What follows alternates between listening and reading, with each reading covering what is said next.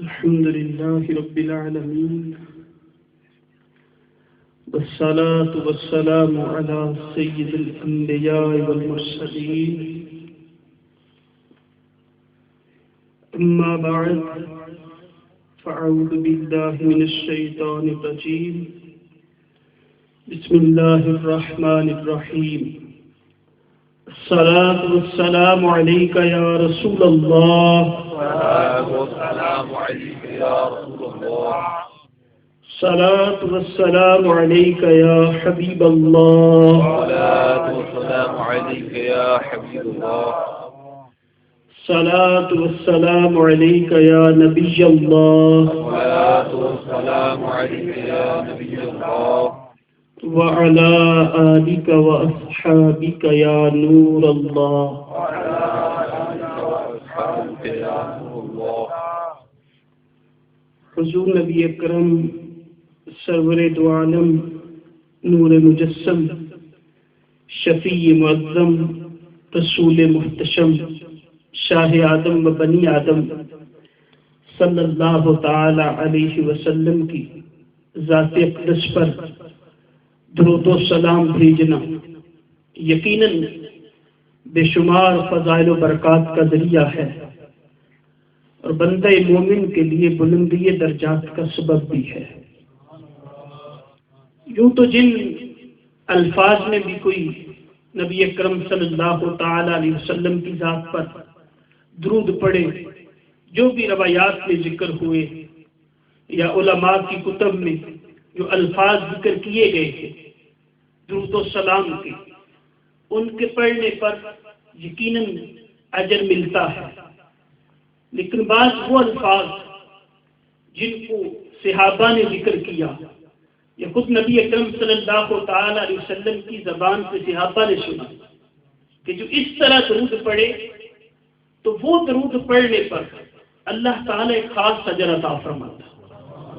اس روایت میں آتا ہے کہ من قال جزا عند محمد ما هو اهل اسعد 70 کاتبا الف صباح. میں جو ان الفاظ سے درود پڑھے جزا اللہ عنا محمد ما هو اهل تو 70 کاتب اس کا اجر لکھتے لکھتے 1000 دن تک تھک جائیں، یعنی اللہ تعالیٰ اسے اتنا اجر عطا فرمائے. اللہ تبارک و تعالی ہمیں کثرت سے درود و سلام پڑھنے کی توفیق عطا فرمائے. صلو علی الحبیب صلی اللہ علیہ وسلم. انشاءاللہ آج اس مہینے کی مناسبت سے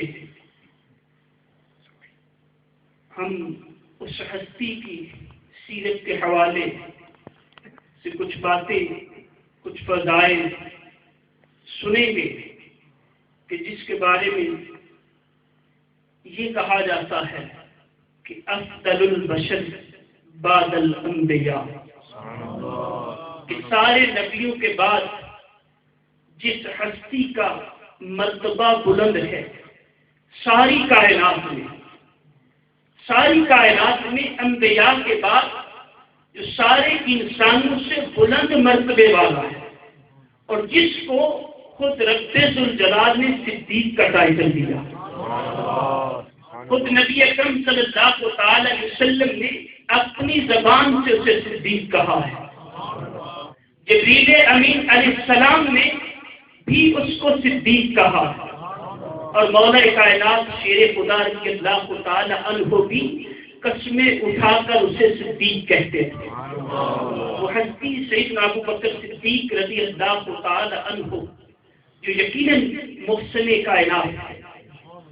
یقیناً اس وجہ سے کہ نبی اکرم صلی اللہ تعالی علیہ وسلم کے محسن ہونے پر تو کسی کو شک ہی نہیں کہ ساری کائنات کے محسن سب پر احسان کرنے والے ہیں.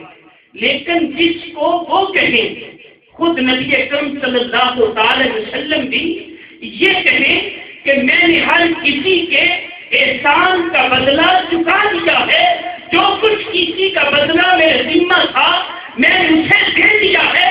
لیکن ابو بکر کے احسان مجھ پر ایسے ہیں جن کا بدلہ قیامت کے دن خدا ہی دے گا۔ تو ہستی کتنی عظیم ہے سیدنا ابوبکر صدیق رضی اللہ تعالی عنہ، جو کئی اعتبار سے اول ہے، اول المسلمین بھی ہے، سب سے پہلے مسلمان، اور آپ کے ایمان کے بارے میں محب صدری ریاض النظرہ میں لکھتے ہیں کہ اول رجل بالغ عربی اسلم واظہر اسلامہ وہو ابو بکر الصدیق، کہ سب سے پہلا وہ شخص جو بالغ ہو، عربی ہو، جس نے سب سے پہلے اسلام قبول کیا وہ ابو بکر صدیق ہے۔ میں اس اعتبار سے بھی اول ہے، اور دوسرا اعتبار کہ اسلام لانے کے بعد جس نے سب سے پہلے اپنے اسلام کا اظہار کیا، اظہر اسلامہ وہ ابو بکر صدیق، وہ ہی صدیق اکبر کی ذات ہے۔ لوگ ایمان لائے، اپنے ایمان کو چھپاتے رہے، جب تک حکم نہیں ہوا چھپا کر رکھا، لیکن صدیق اکبر وہ ہستی ہے کہ جب ایمان لائے، ایمان لانے کے بعد سب سے پہلے آپ نے اپنے اسلام کو ظاہر کر دیا۔ حضرت علی رضی اللہ تعالی عنہ خود فرماتے ہیں کہ لوگ ایمان لاتے رہے لیکن اپنے ایمان کو چھپاتے رہے، اپنے اسلام کو ظاہر نہ کیا۔ ابو بکر صدیق وہ ہستی ہے جس نے سب سے پہلے اپنے اسلام کا اعلان کیا۔ ابو بکر صدیق رضی اللہ تعالی عنہ، آپ کا نام عبداللہ، اور زمانے جاہلیت میں بعض روایت میں کہ آپ کی والدہ نے آپ کا نام عبد الکعبہ بھی رکھا تھا، اور ابو بکر آپ کی کنیت ہے، اور صدیق آپ کا لقب ہے۔ اور ایک لقب بہت ہی آپ کا مشہور ہے جس کو مشکات شریف میں ذکر کیا گیا ہے، اور وہ ہے عتیق۔ تو ہر جو نام ہے، لقب ہے، کنیت ہے، ان کی خاص نسبتیں ہیں۔ تو صدیق اکبر رضی اللہ تعالی عنہ وہ واحد شخص ہے اس کائنات میں، اس اعتبار سے وہ واحد شخص ہے کہ جن کی 4 پشتیں درجہ صحابیت پر فائز ہیں۔ آپ خود بھی صحابی، آپ کے والد، آپ کی والدہ وہ بھی صحابی، آپ کی اولاد، آپ کے بیٹے بیٹیاں بھی صحابی، اور آپ کے بیٹوں کے بیٹے بھی صحابی۔ یہ بھی مرتبہ کسی اور کو حاصل نہیں ہے، یہ بھی آپ کی انفرادیت ہے۔ آپ کے والد کا نام ابو قحافہ تھا، عثمان نام تھا ابو قحافہ ان کی کنیت، اور اسی سے وہ مشہور تھے، اور والدہ کا نام ام الخیر تھا۔ تو سیدنا صدیق اکبر رضی اللہ تعالی عنہ، آپ کا ایک لقب جو میں نے کہا عتیق، تو اس کی وجہ مشکات شریف میں ذکر کی گئی ہے۔ اما عائشہ صدیقہ رضی اللہ تعالی عنہ بیان کرتی ہیں، فرماتی کہ ایک دن نبی اکرم صلی اللہ تعالی علیہ وسلم اپنے صحابہ کو لے کر میرے گھر میں بیٹھے تھے، پردہ تھا، ایک طرف میں بھی بیٹھی تھی کہ اچانک میرے والد گرامی وہاں پر حاضر ہوئے۔ تو نبی اکرم صلی اللہ تعالی علیہ وسلم نے سارے صحابہ کو مخاطب کر کے کہا کہ من سرہ ان ينظر الى رجل عتیق من الناس فلينظر الى ابی بکر الصدیق۔ کہ آقا علیہ السلام نے فرمایا کہ جس کسی کو اس بات پر خوشی ہوتی ہو کہ کسی جنتی کو دیکھے، اسے چاہیے کہ ابو بکر صدیق کو دیکھے۔ تو اس دن سے آپ کا لقب جو ہے وہ عتیق پڑ گیا، اور عتیق اسے کہتے ہیں کہ جس کو رب تعالی جہنم سے آزاد کر دیتا، جو جنتی ہوتا، تو اس دن سے آپ کا لقب عتیق پڑ گیا۔ اور آپ کا لقب جو صدیق ہے، اس کی بھی روایات میں وجوہات بیان کی گئی ہے کہ کب آپ کو یہ لقب عطا ہوا، صدیقیت، صدیق کا لقب کب آپ کو ملا۔ تو ایک تو بڑی مشہور سی روایت ہے کہ جب معراج کی رات آقا کونین صلی اللہ تعالی علیہ وسلم معراج سے ہو کر واپس آئے، اور واپس آ کر صبح لوگوں کو بتایا کہ میں رات کے مختصر سے حصے میں معراج کر کے آیا ہوں، حرم سے مسجد اقصی تک، وہاں سے آسمانوں کی سیر کی، سدرۃ المنتہا سے آگے، عرش سے بھی آگے، رب کی بارگاہ میں لامقام میں گیا ہوں، اور رب کا دیدار کر کے آیا ہوں۔ جب لوگوں نے یہ بات بیان کی تو اس وقت کا فرعون ابو جہل اس نے اپنے ذہن میں یہ خیال کیا کہ بڑا موقع ہے تاکہ ان کے قریبیوں کو برگلاتا ہوں، کیوں نہ آج ابو بکر کو برگلاؤں. یہ کیسی بات کر رہے ہیں کہ یہ بات تو عقل میں آتی نہیں کہ حرم سے مسجد اقصی تک تھی، ایک رات میں جانا ممکن نہیں، اور یہ تو اس سے بھی بہت بڑی بات کہہ رہے ہیں. تو یہ سن کر دوڑا ابو بکر صدیق رضی اللہ تعالی عنہ کے پاس اور جا کر کہنے لگا کہ اے ابو بکر سنو، تم اپنے یار کی ہر بات کی تصدیق کرتے ہو کہ وہ جو کچھ کہتے ہیں صحیح کہتے ہیں، تو کیا یہ بات بھی تسلیم کرو گے کہ وہ کہہ رہے ہیں کہ میں رات کے مختصر سے حصے میں جہاں سے مسجد اقصی گیا ہوں، وہاں سے آسمانوں کی سیر کی، سدرۃ المنتہا کو بھی کراس کیا، عرش سے بھی آگے رب کی بارگاہ میں لامقام میں پہنچا ہوں، رب سے گفت و شریک ہوئی، رب کا دیدار کیا، جنت کو دیکھا، دوزخ کو دیکھا، اور پھر میں واپس بھی اپنے بستر پر آ گیا رات کے مختصر سے حصے میں کہ اب یہ بھی مانو گے. تو حضرت ابو بکر کہتے ابو جہل کو کہ یہ کون کہہ رہا ہے؟ ابو جہل کہتے وہی تیرا یار محمد کہہ رہا ہے. فرمایا اگر وہ کہہ رہے ہیں تو بدبخت وہ سچ ہی کہہ رہے ہیں. اس بات پر آپ کو صدیق کا لقب بتاؤ. اور محب تبرین ریاض المدرہ میں لکھا اور کنز الامال کی حدیث ہے کہ آقا کونین صلی اللہ تعالی وسلم تو قریش مکہ کو جانتے تھے، ان کی طبیعت کو جانتے تھے. تو آپ صلی اللہ علیہ وسلم خود فرماتے ہیں کہ جب میں معراج کی رات واپس آ رہا تھا، قلت لجبریل، میں نے جبریل سے کہا ہے جبریل سن، ان قومی لا یصدقونی، کہ میری قوم یہ اہل قریش ویسے ہیں، یہ تو جو سب ان کے معجزات سامنے ہیں ان کو تسلیم نہیں کرتے، تو یہ میری معراج کی تصدیق کیسے کریں گے؟ لا یصدقونی، اہل قریش میری تصدیق نہیں کریں گے. تو جبریل امین کہنے لگے یا رسول اللہ آپ فکر کیوں کرتے ہیں؟ لا یصدقک ابو بکر بابر صدیق، کوئی نہ کرے تصدیق نہیں کرتا، آپ کا ابو بکر آپ کی تصدیق کرے گا، رب نے اسے صدیق بنا دیا.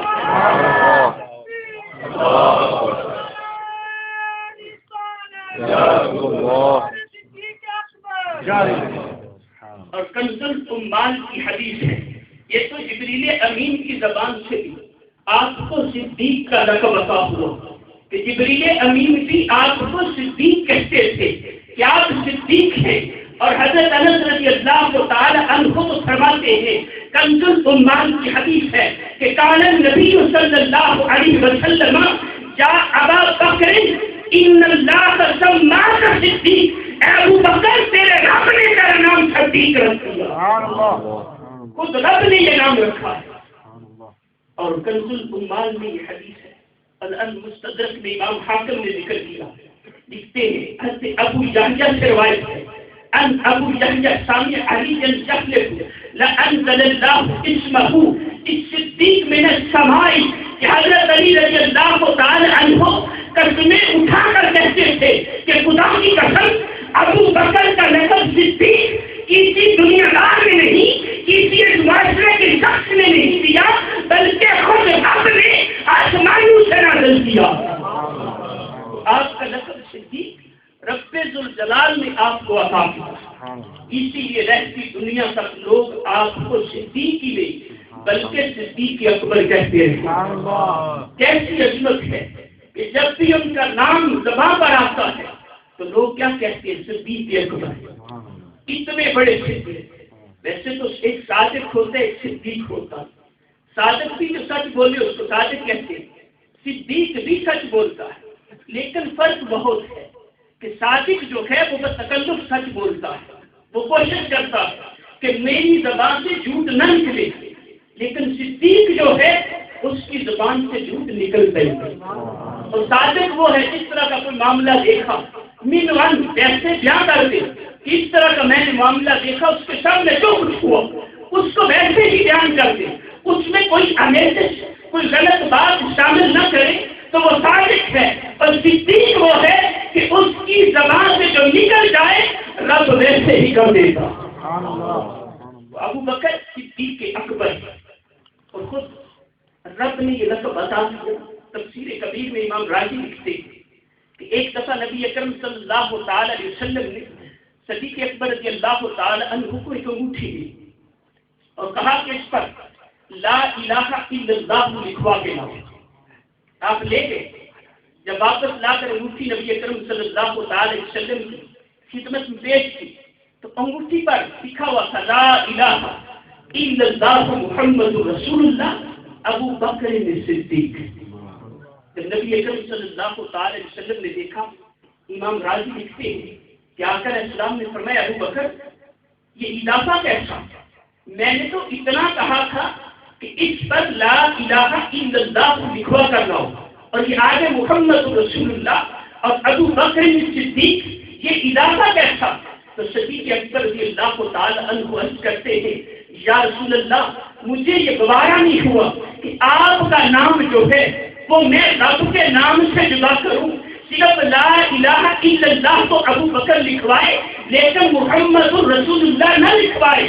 اتنی بات عرض کی اور اپنی بات سے شرمندہ بھی ہوئے کہ ابو بکر صدیق یہ میں نے تو لکھوایا نہیں, انگوٹھی پر آ کیسے گیا؟ اتنے میں جبریل امین حاضر ہوئے, آ کر عرض کی یا رسول اللہ ابو بکر کو کچھ نہ کہو کہ یہ آگے ابو بکر صدیق جو ہے یہ تو میں نے رب کے حکم سے لکھا ہے. کہ ابو بکر نے جب یہ نہ کہا کہ رب کے نام سے آپ کا نام جدا ہو جائے تو رب نے یہ نہیں کہا کہ ابو بکر کا نام میرے محبوب کے نام سے جدا ہو جائے.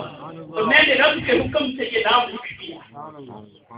اس طرح رب کو پسند ہے کہ میرے محبوب کے ساتھ صدیق کا نام آئے. صدیق اکبر رضی اللہ تعالی عنہ. آپ ایمان جو آپ کا لانا بیان کیا جاتا ہے وہ تو 40 سال کی عمر میں 42 سال کی عمر میں مختلف روایات ہیں, مختلف آپ کی ایک جو ہے مینشن کی گئی ہے کتاب میں, لیکن وہ تو آپ ایمان لائے. لیکن تقی الدین سبکی کہتے تھے کہ ان الثواب ان یقال لم یثبت عنہ کفرا باللہ. آپ فرماتے ہیں حقیقی بات یہ ہے کہ یہ تو ایمان لانا اس وقت تھا جب آپ کا ایک نے اعلان نبوت کیا, لیکن صحیح بات یہ ہے کہ اس سے پہلے بھی ساری زندگی ابو بکر سے کہیں کفر ثابت ہی نہیں. کہ آپ نے زمانہ جاہلیت میں بھی کبھی کفر کیا ہو, یہ بات کہیں ثابت نہیں, کسی کتاب میں نہیں. جو آپ آقا علیہ السلام پر ایمان لائے وہ تو اس وقت لائے جب آپ نے اعلان نبوت فرمایا. اور اس وقت بھی آقا کونین صلی اللہ علیہ وسلم خود فرماتے ہیں, صدیق اکبر رضی اللہ تعالی عنہ کے ایمان کی خود آقا گواہی دیتے ہیں.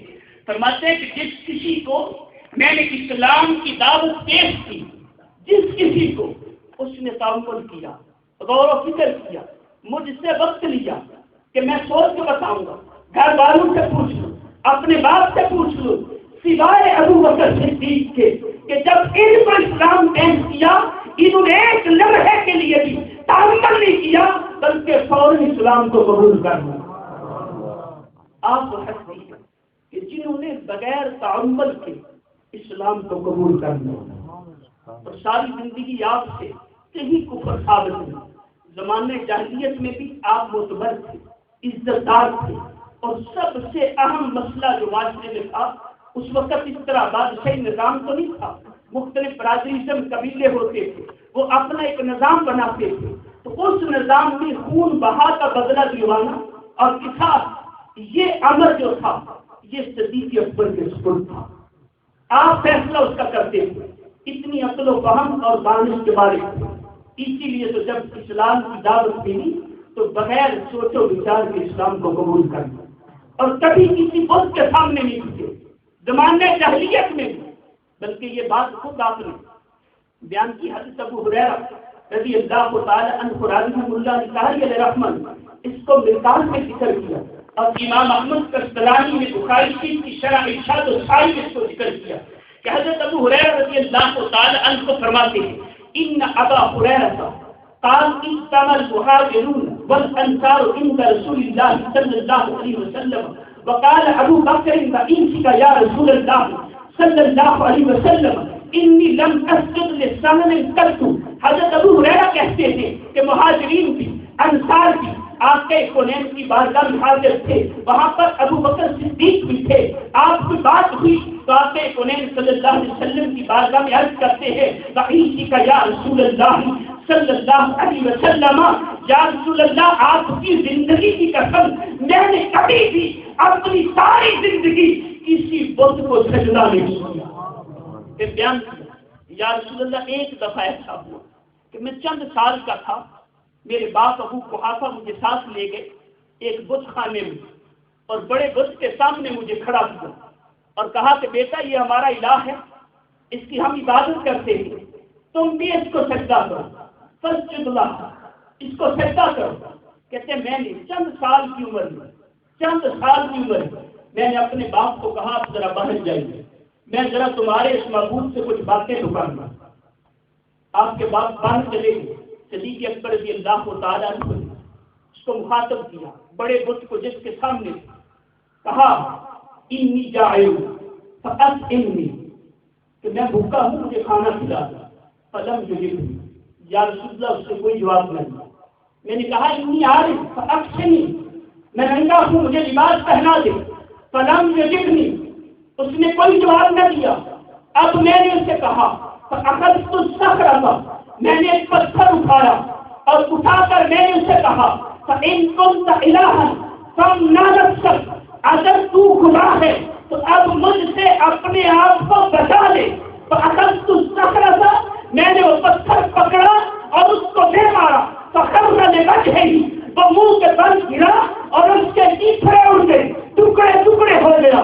میرے باپ نے آواز سنی، دوڑ کے اندر آئے اور آ کر دیکھا کہ جو تم نے کیا کیا، مجھے ڈانٹا، تھپڑ مارا اور پکڑ کر میری والدہ کے پاس لے گئے اور کہنے لگے دیکھ تیرے لاڈلے نے کیا کیا ہے، آج اس کو میں لے گیا تھا بدھانے کہ بڑے معبود کو سجدہ کرے، اس نے بجائے سجدہ کے اس کو توڑ دیا ہے، اس کی توہین کی ہے۔ تو آپ کی والدہ کہنے لگی اس کو چھوڑ دو، ابھی تو یہ چند سال کا ہو چکا، جس رات اس کی ولادت ہوئی تھی میں تو اس رات ندائیں سنتی تھی کہ مجھے ندا آتی تھی یا امت اللہ علی التحقیق، یا امت اللہ علی التحقیق، ادخلی بالبلد العظیم اسمہ فی السماء الصدیق لمحمد صاحب الرحیم۔ میں تو اس رات سدائیں سنتی تھی اللہ کی بندی تمہیں مبارک ہو، اللہ تعالیٰ تجھے ایک ایسا بیٹا عطا کرے گا جو عتیق ہے، جو پکا جنتی ہے، جس کا رب نے نام صدیق رکھا ہے، جو محمد کا ساتھی اور رفیق ہے۔ یہ تو اس وقت کی ندائیں تھی جب پیدا نہ ہوا تھا، اب تو چند سال کا ہے، کسی پتھر کے سامنے کیسے ہو سکتا ہے؟ سبحان اللہ، فیضان صدیق اکبر رہے گا۔ جب یہ آپ بیان کر چکے ان قضا کلام، حضرت ابو ہریرہ کہتے ہیں کہ جب صدیق اکبر رضی اللہ تعالیٰ عنہ نے اپنی یہ بات بیان کی، اپنا کلام ختم ہی کیا تھا، نازل جبریل علیہ السلام وقال صدق ابو بکر، اسی وقت جبریل امین حاضر ہوئے اور عرض کی یا رسول اللہ ابو بکر نے جو کچھ کہا ہے سچ کہا۔ یعنی جبریل امین علیہ السلام نے آ کے تصدیق کی کہ کہیں کوئی سن کے یہ نہ کہے کہ کیسے ہو سکتا ہے، زمانہ جاہلیت میں 40 سال گزرے اور کسی بت کو سجدہ نہیں کیا، کیسے ممکن ہے؟ تو اس بات کی تصدیق آ کے خود جبریل امین نے کی۔ صدیق اکبر رضی اللہ تعالی عنہ وہ ہستی کہ جن کے بارے میں نبی اکرم صلی اللہ تعالی علیہ وسلم حدیثوں میں ہے کہ آقا کونین صلی اللہ تعالی علیہ وسلم کو ایسی محبت تھی آپ سے، اور آپ کو آقا علیہ السلام سے ایسی محبت تھی کہ نبی اکرم صلی اللہ تعالی علیہ وسلم بغیر اجازت اگر کسی کے گھر جاتے تھے تو صدیق اکبر کے گھر جاتے تھے، اور آپ فرماتے کہ ان کے مال میں تو میں ایسے تصرف کرتا ہوں جیسے کوئی اپنے مال میں کرتا ہے۔ اور نبی اکرم صلی اللہ تعالی علیہ وسلم آپ تو ساری زندگی دنیا سے دور رہنے کا درس دیتے رہے، یہی آپ کی تعلیمات کہ دنیا کی محبت دل میں نہ آئے، مال سے دوری۔ لیکن آقا علیہ السلام صدیق اکبر کے مال کے بارے میں فرماتے ہیں، سمجھتے کہ جتنا فائدہ مجھے ابو بکر کے مال نے دیا ہے کسی اور کے مال میں اتنا فائدہ نہیں۔ جس طرح آپ کے مال نے بھی نبی اکرم صلی اللہ تعالی علیہ وسلم کو فائدہ دیا. اور صدیق اکبر رضی اللہ تعالی عنہ کیسی عظیم شخصیت ہے. نبی اکرم صلی اللہ تعالی علیہ وسلم صحابہ کے سامنے بیان کیا کہ جنت کے 8 دروازے اور کل روز قیامت شہید جو ہے جہاد کرنے والا مجاہد جو ہے اس کے لیے الگ دروازہ ہوگا, نمازیوں کے لیے الگ دروازہ ہوگا, روزہ داروں کے لیے الگ دروازہ ہوگا, صدقہ و خیرات کرنے والوں کے لیے الگ دروازہ ہوگا. ہر دروازے سے اس نیکی کرنے والے کو آواز آ رہی ہوگی کہ آؤ ادھر سے آ جاؤ, نمازی ادھر سے داخل ہو جائیں, حاجی ادھر سے آ جائیں, مجاہد اس دروازے سے آ جائیں, روزہ دار اس دروازے سے آ جائیں. یہ ندائیں آ رہی ہوں گی تو صدیق اکبر رضی اللہ تعالی عنہ عرض کرتے ہیں یا رسول اللہ ذہن نصیب کیا کوئی ایسا شخص بھی ہے کہ جس کو آنکھوں دروازوں سے ندائیں کی؟ تو نبی اکرم صلی اللہ تعالی علیہ وسلم نے فرمایا اے ابو بکر تو ہی وہ شخص ہے کہ جنت کے آنکھوں دروازوں سے ندا آئے گی. ہر دروازہ کہے گا ابو بکر میری راہ سے جنت میں داخل ہو جا. جنت کے آنکھوں دروازے ندا کر کہ ابو بکر میری راہ سے تو جنت میں داخل ہو جا. صدیق اکبر رضی اللہ تعالی عنہ کتنی عظیم ہستی ہے. نبی اکرم صلی اللہ تعالی علیہ وسلم صحابہ کے مجمع میں ارشاد فرمایا قال رسول اللہ صلی اللہ علیہ وسلم الخیر 370 خصلة اذا اراد الله بعبد خيرا جعل فيه واحدة منهن فدخل بها الجنة. نبی اکرم صلی اللہ تعالی علیہ وسلم نے فرمایا کہ 360 خصلتیں 360 خوبیاں جب رب تعالیٰ کسی بندے سے بھلائی کا ارادہ فرماتا اسے ان 360 میں سے ایک خوبی عطا فرما دیتا. فدخل بها الجنة وہی اسے ایک خوبی جنت میں لے جاتا. اس ایک خصلت کے بعد اسے رب تعالیٰ جنت عطا فرماتا. تو فقال ابو بکر یا رسول اللہ هل فیک شیء منهن, یا رسول اللہ ان 360 خصلتوں میں سے خوبیوں میں سے میرے اندر بھی تو خوبی ہے. نبی اکرم صلی اللہ تعالی علیہ وسلم نے فرمایا انت جامع من کل, ابو بکر تو ایک ہی بات کرتا ہے تیری ذات میں تو رب نے 360 ساری کی ساری خوبیاں رکھی ہیں. وہ ایک خوبی جس سے جنت ملتی ہے 360 میں سے ایک ملتی ہے بندے کو. میں ابو بکر تیرے اندر تو ساری کی ساری موجود ہے. کیسی شان ہے اور کیسی عظمت ہے اور کیسی فضیلت, کیسا مقام اللہ اور اس کے رسول کی بارگاہ میں سیدنا صدیق اکبر رضی اللہ تعالی عنہ کا ہے. بلکہ نبی اکرم صلی اللہ تعالی علیہ وسلم فرماتے ہیں کہ قلت لجبریل حین اسری بی الی السماء یا جبریل الا هل على امتی حساب قال كل امتك عليها حساب ما خلا ابا بکر فاذا كان يوم القيامه قيل له یا ابا بکر ادخل الجنہ فیقول ما ادخل حتى يدخل معي من كان يحبني في الدنيا. جبریل امین علیہ السلام سے آپ کے کونین پوچھتے ہیں معراج کی رات اے جبریل تو بتا کیا میرے ہر امتی پر حساب ہے؟ فرمایا ہاں آپ کے ہر امتی کا حساب ہوگا ما خلا ابا بکر سوائے ابو بکر کے. بلکہ جب قیامت کا دن ہوگا معاشر کا میدان ہوگا ندا آئے گی یا ابا بکر ادخل الجنہ, ابو بکر تو بغیر حساب کے جنت میں داخل ہو جا. جب یہ ندا آئے گی تو ابو بکر صدیق کتنے وفادار ہیں اس وقت اپنے محبین کو نہیں بھولیں گے. جبریل امین کہہ رہے ہیں کہ جب ان کو کہا جائے گا یا ابا بکر ادخل الجنہ, ابو بکر جنت میں داخل ہو جا, فیقول ما ادخل حتى يدخل معي من كان يحبني في الدنيا. ابو بکر صدیق کہیں گے نہیں جنت میں نہیں جاؤں گا جب تک ہر وہ شخص جنت میں نہ چلا جائے من کان یحبنی فی الدنیا, جو دنیا میں مجھ سے محبت کرتا تھا. اپنے محبین کو صدیق اکبر رضی اللہ تعالی عنہ بروز قیامت جنت میں لے کے جانا, جنت میں لے کے جائیں. من کان یحبنی فی الدنیا, اس وقت تک نہیں جاؤں گا جب تک ہر وہ میرا محب جنت میں نہ چلا جائے. جو دنیا میں مجھ سے محبت کرتا تھا۔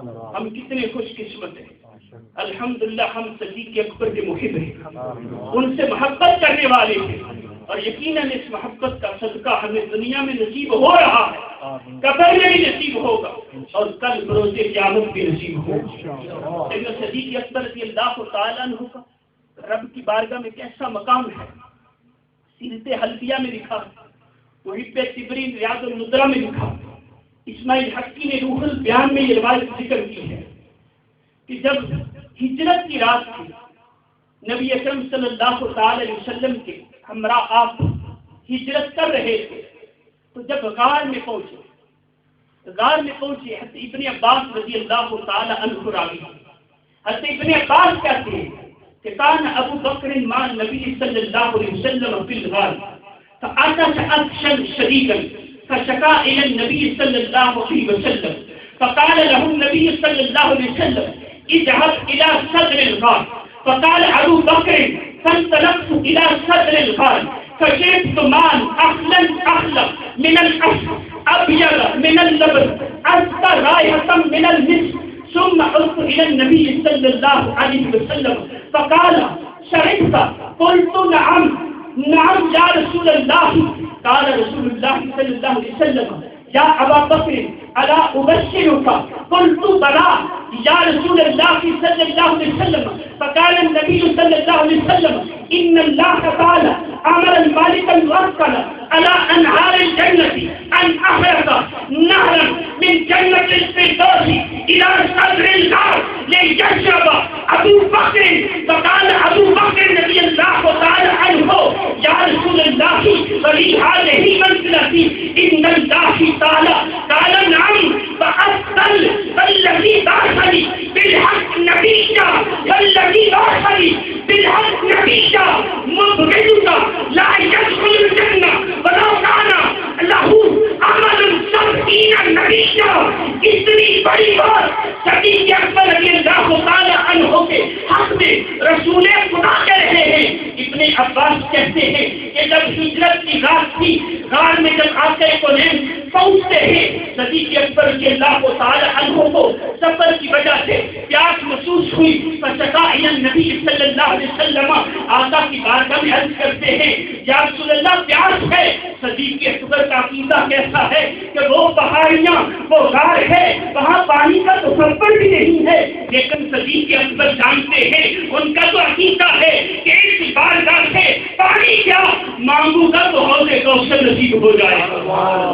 عرض کی فشکا الی النبی صلی اللہ علیہ وسلم، عرض کی یا رسول اللہ پیاس لگی ہے، تو آقا کونین صلی اللہ علیہ وسلم نے یہ نہیں فرمایا کہ اس غار میں پانی کہاں سے آیا، اے ابو بکر تو سارا سفر میرے ساتھ کر کے آیا ہے، کہیں دیکھا ہے کہ ہم نے پانی اٹھایا ہو، پانی کی مشق ساتھ لائے ہیں، ایسی کوئی بات آقا نے نہیں فرمائی۔ ادھر صدیق اکبر کہتے ہیں یا رسول اللہ پیاس ہے، ادھر آقا فرماتی اذهب الى صدر الغار، اے ابو بکر تو غار کے دہانے پر منہ کی طرف چلا جا۔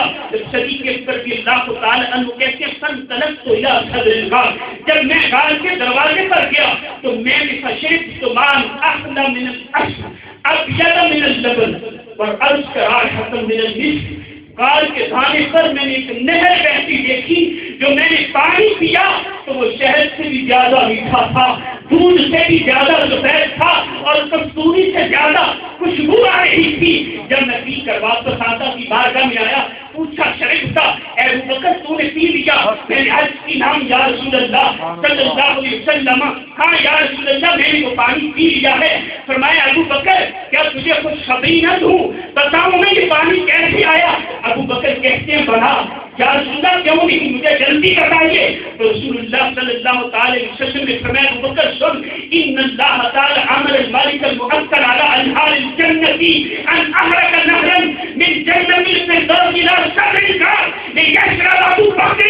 ابو بکر جب تمہیں پیاس لگی ہے تو رب ذوالجلال نے اس فرشتے کو جو جنت کی نہروں پر موکل ہے حکم دیا کہ ابھی جلدی سے ایک نہر جنت الفردوس ہے اس غار کے منہ پر بہا دے، لیشرب ابو بکر، تاکہ میرا ابو بکر پانی پی لے۔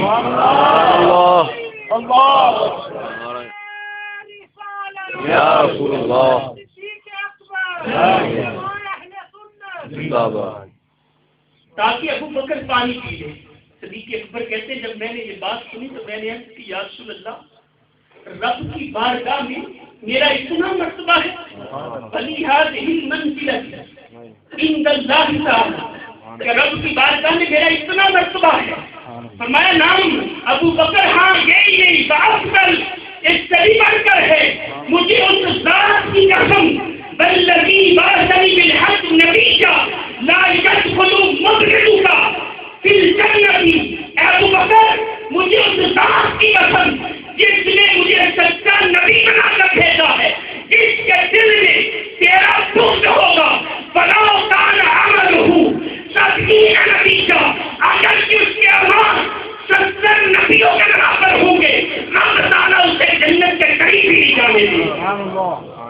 جس کے دل میں تیرا بغض ہو اگر کہ 70 نبیوں کے برابر اس کے اعمال ہوں. کتنی عظمت ہے صدیق اکبر رضی اللہ عنہ کو. نبی اکرم صلی اللہ علیہ وسلم خود ارشاد فرما رہے ہیں اور آپ کو طلاق کے رسول تھے فناق کے رسول تھے.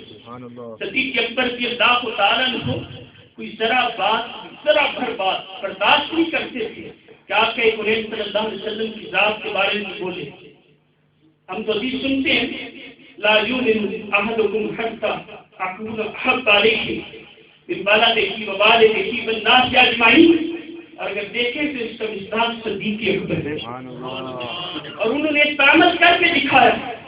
ریاض النصرہ میں محب تشتری لکھتے ہیں کہ ان ابا قحافہ سب النبی صلی اللہ علیہ وسلم فسکہ سکتا شدیدتا کہ ابو قحافہ جو صدیق اکبر رضی اللہ تعالیٰ کے والد سے ایمان نہیں لائے ان نے کوئی نازیبہ بات کہی آپ کے قرآن صلی اللہ علیہ وسلم کے بارے میں تو آپ نے فسکہ سکتا شدیدتا آپ نے اتنی زور سے تھپڑ مارا اپنے باپ کو فسکتا وہ نیچے کے گیا. ثم ذکر ذلك للنبي صلی اللہ علیہ وسلم. پھر پیچھے یہ بات آپ کے قرآن صلی اللہ علیہ وسلم کی بارگاہ میں ذکر کی کہ ابو بکر نے اپنے باپ سے یہ معاملہ کیا ہے. قال النبی صلی اللہ علیہ وسلم افعلتہ ابو بکر کیا تو نے ایسا ہی کیا ہے؟ کہتے ہیں نام ہاں یا رسول اللہ میں نے ایسا ہی کیا ہے. تو میں فلاں کو ہی دی وہ تیرا باپ ہے نرمی کر ایسا تو نہ کر. صدیق اکبر رضی اللہ تعالیٰ عنہ کہتے تھے قال واللہ لو قال السیف قریبا منی لا قتلتہ.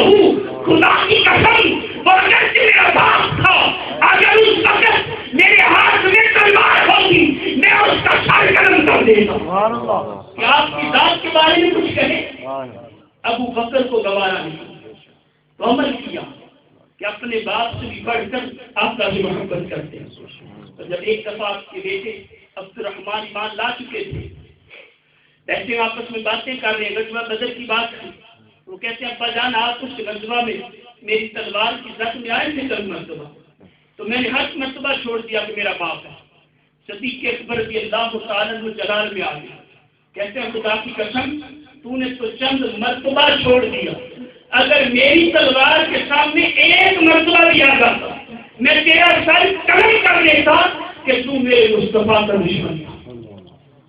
بیٹے کو کہہ رہے تھے آج ہم اپنی محبت کے کنارے تو ہم بھی لگاتے ہیں ہم بھی نعرے لگاتے ہیں کہ اللہ کے رسول سے ہمیں محبت ہے.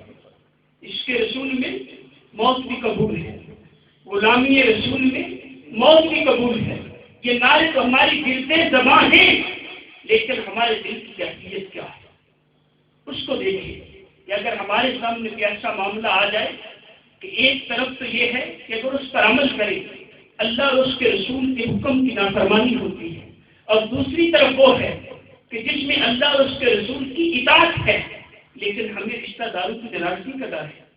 ہمارا بیٹا کیا ہے کہ یہ بھی گھر میں ہونا چاہیے اگر کہ وہ شریعت میں نجائز ہے. ہم بیٹے کی خواہش پوری کرتے ہیں کہ کہیں بیٹا ناراض نہ ہو لیکن یہ کبھی سوچا کہ بیٹے کو راضی کرتے کرتے اللہ اور اس کے رسول کو ناراض کر دیا تو اور جس بیٹے کو غیر شرعی کام کر کے ناراض کیا تھا اس میں تو کل کو پھر ناراض ہی ہونا ہے. ایسی اولاد کبھی راضی نہیں رہتی جو اللہ اور اس کے رسول کی نافرمانی کر کے خوش رکھی جائے وہ اولاد کبھی والدین کو فائدہ نہیں دیتی، کبھی والدین پر خوش نہیں رہتی، تو کیوں نہ ان کی رضا کا خیال رکھا جائے؟ جو راضی ہو جائے تو دنیا و آخرت میں بیڑا پار ہو جائے۔ آؤ آج اس اجتماع میں سچے دل سے ہم بھی صدیق اکبر رضی اللہ تعالی عنہ کے غلام یہ عہد کرنا کہ ہم بھی جس طرح صدیق اکبر رضی اللہ تعالی عنہ نے آقا علیہ السلام کی غلامی کا حق ادا کیا، ہم بھی کچھ نہ کچھ کوشش کریں گے۔ وہاں تک پہنچنا تو ممکن نہیں، لیکن ان کی سنت پر تو عمل کر سکتے ہیں۔ تو انہوں نے ہر دم اللہ اس کے رسول کی رضا کو مقدم رکھا، اللہ اس کے رسول کی رضا چاہتی، تو کیوں نہ ہم بھی عہد کریں کہ ہم بھی ہر معاملے میں اللہ اور اس کے رسول کی رضا چاہتے، اور اسی میں ہماری کامیابی دنیا میں بھی، قبر میں بھی اور آخرت میں بھی۔ جتنے ہمارے معاملات ہیں، پریشانیاں ہیں، حل نہیں ہوتے، طرح طرح کی پریشانیاں ہیں، ساری پریشانیوں کا ایک ہی حل ہے کہ ہم سچے غلام مصطفیٰ بنیں۔ اور الحمدللہ ایسا بننے کے لیے یہ دعوت اسلامی کا ماحول ہمیں بلا رہا ہے، دعوت دے رہا ہے کہ مسلمانوں آ جاؤ، اس ماحول میں آؤ، آ کر اپنے آقا کے سچے غلام بن جاؤ۔ الحمدللہ یہ کام میری شیخ طریقت امیر سنت نے 30 سال پہلے اکیلے شروع کیا تھا، اور آج ان کی برکت سے، ان کے اخلاص جذبے کی برکت سے 174 سے زائد ممالک میں پیغام پہنچ چکا۔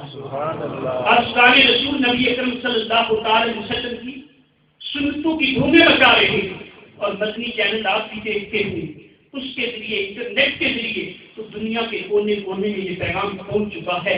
تو کیوں نہ ہم بھی اس کا حصہ بن جائیں کہ جس طرف بھی نیکی کا کام ہوگا ہمیں بھی اس سے حصہ ملتا رہے گا، اور اس کے لیے یہ سیکھنے کے لیے کہ یہ کیسے کام ہو، ہم کیسے کام کریں، دعوت اسلامی کا حصہ کیسے بنے۔